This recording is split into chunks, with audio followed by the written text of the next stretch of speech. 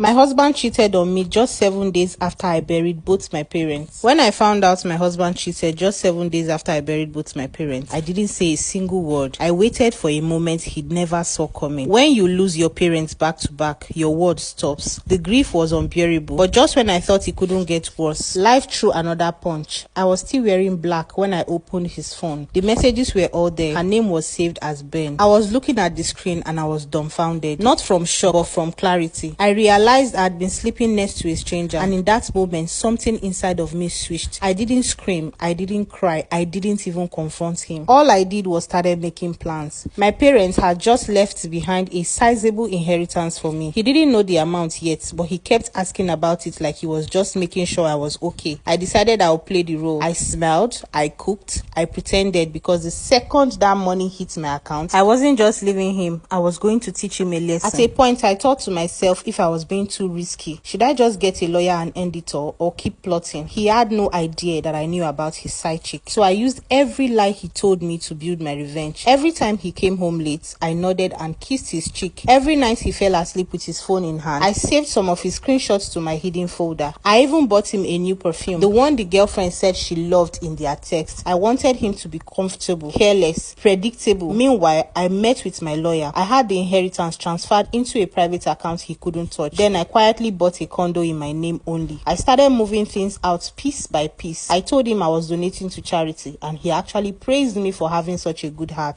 He had no idea I was moving his life out from under him. Then came the day I told him I got the money. His eyes lit up like a kid on Christmas. He suddenly wanted to take me to dinner, to talk about our future, even brought up joint investments. I just smiled. He thought the dinner was to celebrate our future, but I was there to end his own. We went to one of his favorite restaurants. He ordered champagne for the next chapter of our life, and right before the drinks came, I pulled out an envelope and slid it across the table. "What is this?" That's what he asked me, grinning from teeth to teeth. I told him, "Your eviction." He blinked, he laughed. He thought I was joking. "I know about her. I have known since the funeral," I said to him. "This is the deed to the condo I just bought. You are not in it. I've removed you from every account. I've transferred the inheritance. And by the way, I gave your mistress's husband everything. Screenshots, videos, dates." He looked like he couldn't breathe.